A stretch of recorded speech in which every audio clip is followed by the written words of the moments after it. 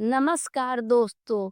महाभारत युद्ध में हनुमान जी कर्ण के पास क्यों गए और उन्होंने कर्ण की किस प्रकार से परीक्षा ली।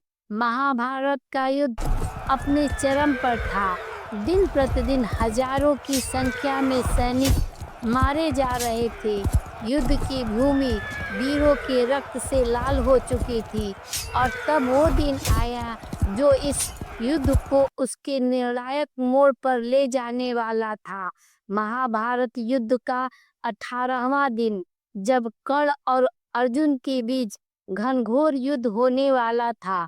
वो युद्ध जिसकी प्रतीक्षा महाभारत की युद्ध भूमि कब से कर रही थी, लेकिन इस निर्णायक युद्ध से एक रात पहले, जब वीर योद्धा कर्ण युद्ध की तैयारी कर रहे थे, तभी बानर का वेश धारण कर हनुमान जी कर्ण के पास उसकी परीक्षा लेने रणभूमि में जा पहुंचे। हनुमान जी को कर्ण के पास उसकी परीक्षा लेने रणभूमि में क्यों जाना पड़ा?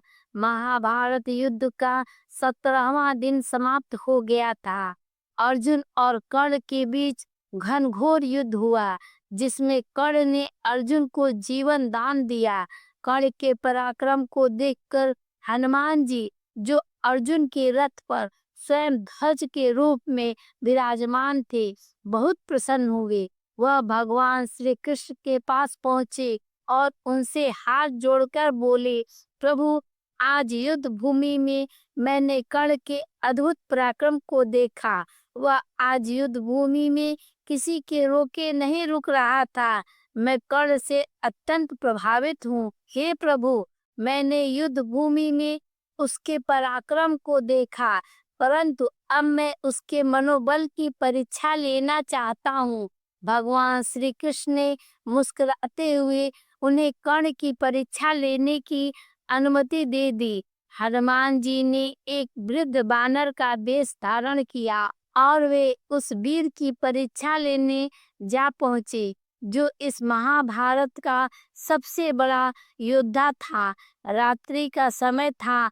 उस रात आकाश में चंद्रमा भी मौन था, मानो वह भी कल होने वाले युद्ध की प्रतीक्षा कर रहा था। कर्ण रथ के पास खड़े होकर अपने अस्त्र शस्त्र को देख रहे थे। उनकी आंखों में आत्मविश्वास था, लेकिन भीतर कहीं एक हल्का सा संदेह था। युद्ध भूमि में उन्होंने बहुत कुछ खोया था, भाई समान मित्र, अब बस विजय चाहिए थी। उसी समय एक वृद्ध बानर सामान्य लेकिन तेजस्वी स्वरूप में वहां आ पहुंचे। शरीर पर धूल थी, उनकी आंखों में चमक थी, हाथ में एक साधारण सी लकड़ी थी। वो बोले, वीर योद्धा, क्या तुम ही कर्ण हो?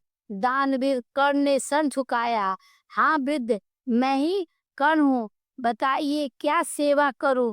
बानर मुस्कुराए, सेवा की नहीं, परीक्षा की घड़ी आई है। कल तुम अर्जुन से अपना निर्णायक युद्ध करोगे, पर मैं देखना चाहता हूँ कि तुम सच्चे वीर हो या नहीं। यह सुन कर चौंक गए। उन्होंने वृद्ध बानर से पूछा, परीक्षा, वो भी इस क्षण? बानर बोले, हाँ वीर वही, जो हर घड़ी तैयार हो। मेरा नाम मारुति है। एक साधारण सी परीक्षा है। मेरी यह वृद्ध काया थक गई है। जरा अपना रथ भूमि पर बैठा दो और मैं इस रथ के चक्के पर बैठकर विश्राम करूंगा। कर्ण को बात सरल लगी। उन्होंने विनम्रता से रथ का चक्का भूमि पर झुकाया और बानर को चक्के पर बैठा दिया। परंतु जब कर्ण ने फिर रथ को उठाना चाहा तो रथ टस से मस नहीं हुआ। कर्ण जितना बल लगाते थे, रथ उतना भारी लगता था। उन्होंने पूरी शक्ति लगा दी। कर्ण अब पसीने से लथपथ हो चुके थे, वह थक गए थे। उन्होंने देखा वो वृद्ध बानर मुस्कुरा रहे हैं और फिर उनका स्वरूप बदलने लगा।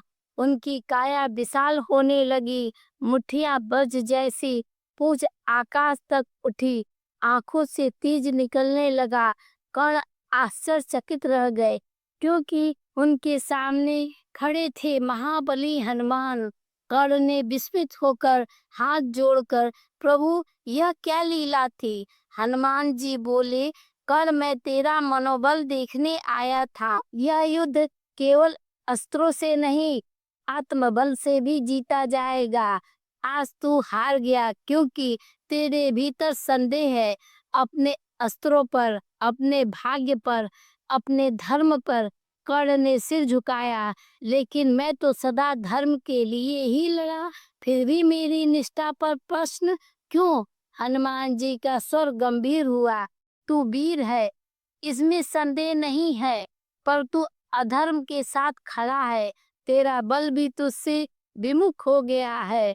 अर्जुन के रथ पर स्वयं ध्वज के रूप में मैं हूँ, पर आज मैं यहाँ तेरे समक्ष आया हूँ। मैंने आज रणभूमि में तेरा पराक्रम देखा। तू महावीर है, तू योग्य है। अगर तू अपने संदेह को त्याग दे। कर्ण की आंखों से आंसू निकल आए। उसने करुणा भरे स्वर ने पूछा, हे भगवान, क्या कोई उपाय है कि मैं कल युद्ध में धर्म पूर्वक युद्ध कर सकूं? हनुमान जी ने उत्तर दिया, तू बस सत्य के साथ खड़ा हो जा।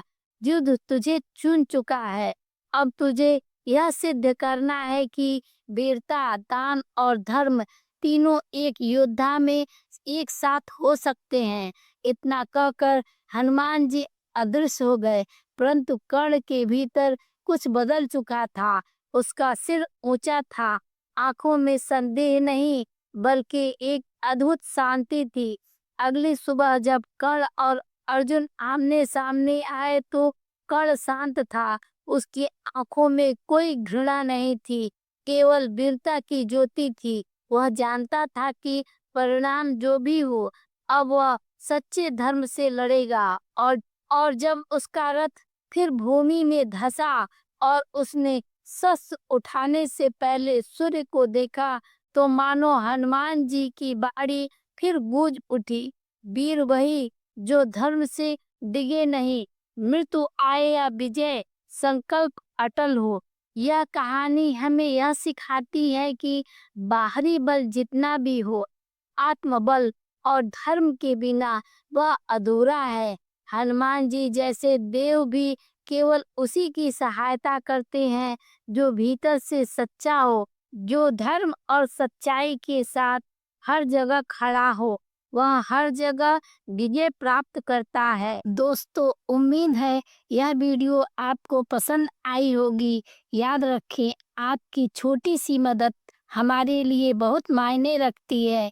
इसलिए इस चैनल को सब्सक्राइब करके वीडियो को लाइक ज़रूर करें और अपने विचार कमेंट में ज़रूर बताएं। फिर मिलेंगे एक नए वीडियो में। वीडियो देखने के लिए धन्यवाद।